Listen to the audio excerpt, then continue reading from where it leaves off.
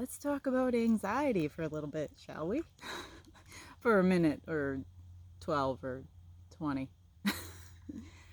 So, anxiety, specifically social anxiety or anxiety around people, has been something that I have dealt with pretty much my entire life. I can remember being a little child and being afraid to walk across a room that had people. Um, Even people I knew, even people that I was comfortable with. As an adult, it has looked a little bit different for me. But I've always been, I've always kind of been plagued with this anxiety.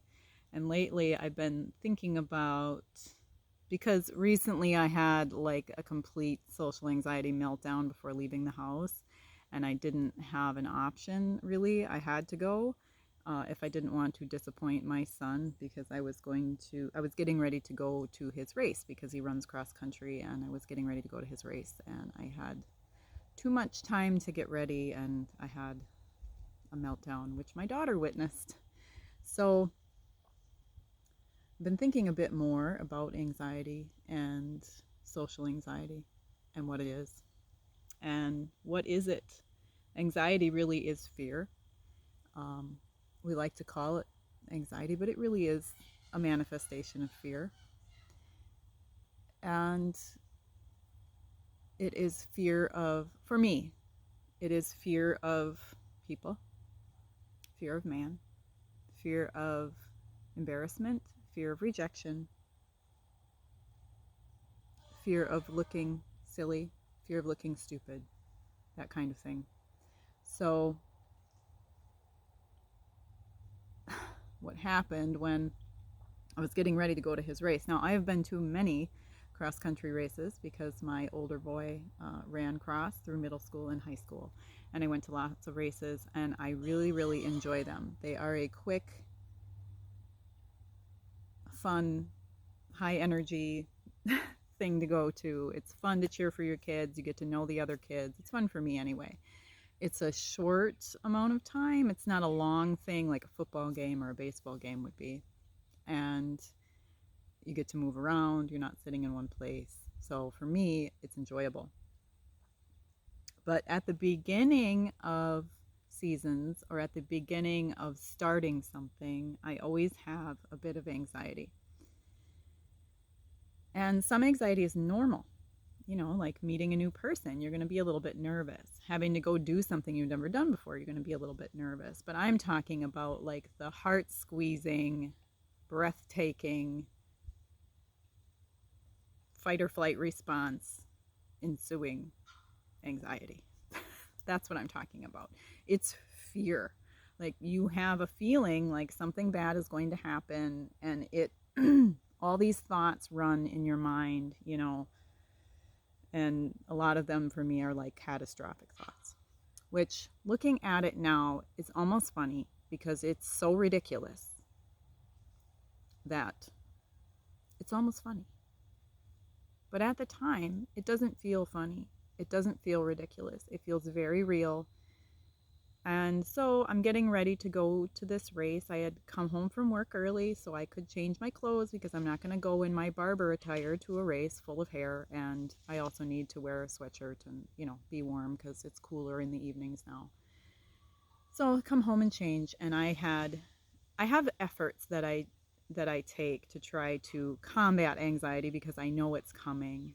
And one of them is to prepare what I'm going to wear, prepare what I need to take with me prior to the start of my day. So I had laid out what I was going to wear because for some reason that is a big source of anxiety, what I'm going to wear, and how I'm going to present myself to the world of cross-country parents and coaches and kids. That's a way for me to kind of circumvent that anxiety. So I get home and I'm going to change, but I had too much time. And my daughter was there, and she's just, sitting in my room with me talking. And then she was like, Mom, why are you now changing your clothes for the fifth time?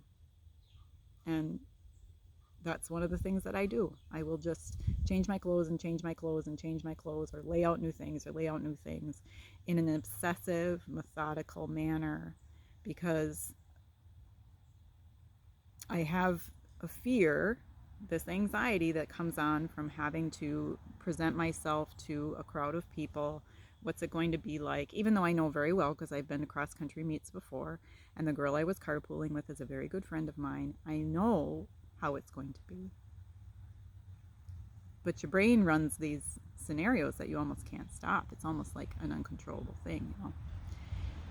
And it is that spirit of fear that doesn't belong there. And if you don't catch yourself in that and telling it, like, no, I don't have a spirit of fear. You have no place here. Be gone in Jesus' name. Get away from me. Leave me alone. If I don't catch myself and catch that thing and stop it before it can start its like nagging, ridiculous attack, then I get into this spiral of obsessive behavior and catastrophic thinking that everything's going to be a disaster. And if I wear this thing, I'm going to feel uncomfortable. And if I wear that thing, then somebody trying to figure out this crazy that happens with anxiety. And, you know, also stemming from it, for me anyway, is a bit of like fear of rejection, you know. And I realize that fear of rejection is something that has followed me for a very long time. And I see it popping its little ugly head up in every social situation with people that I have. That I don't necessarily change my behavior and the way that I communicate and that kind of thing to avoid rejection. I kind of just am who I am. But I will remove myself from situations when I decide that I'm going to be rejected, or that I am being rejected, even if I'm not being rejected. Like, I almost have that standing in my way of actually making community with people. And I see that cropping up in situations that I have right now, but I'm aware of it this time, ahead of time, that rejection is trying to poke its nose in and say, they don't want you there, they don't want to hear what you have to say, they don't care, they don't approve of you. Those are the things that rejection speaks. So again, telling that rejection to get out, get lost, you have no place here, I belong, and even if I don't belong, I am in this place for this time, and I will stand my ground and speak the words that you have me to speak. So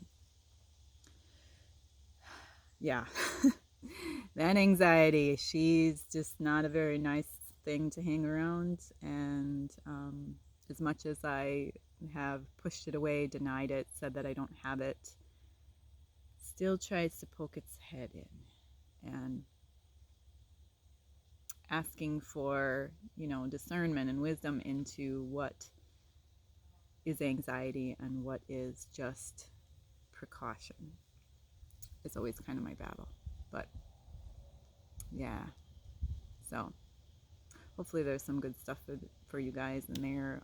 That's kind of just my brain dump for today. I've been, you know, anxiety's been on my mind, and that spirit of fear has been on my mind here, and just kicking it out every day and just taking every thought that comes in, you know, like that old, you know, there's this saying, we must take every thought captive, you know, taking every thought that comes in and like, who is speaking this? Is this God speaking this? Would he say this to me? Is this my own mind and my own, you know, trapping speaking this to me? Or is this the enemy speaking this to me? Take every thought captive, decide whose voice it is, and either receive it or cast it out. That's my battle right now. And then try not to fall into old patterns of becoming a victim to deciding that I'm rejected, whether I actually am or not. So have a beautiful day, guys. It is a beautiful fall day here. Got some split wood here for next spring's maple syrup. I'm not excited about winter. I am always excited for maple syrup in the spring, so I guess I will look forward to that. The leaves are falling off the trees, starting to change color, and mornings are cool. But beautiful day today, bright sunny, bright blue sunny skies, if not just a little bit cooler than we were a month ago. But fall is a beautiful season, and I'm going to try to enjoy it without thinking about what's ahead, which is winter, which I detest. Oh, yeah. Live and love out of the way you were created. Thank you so much, guys.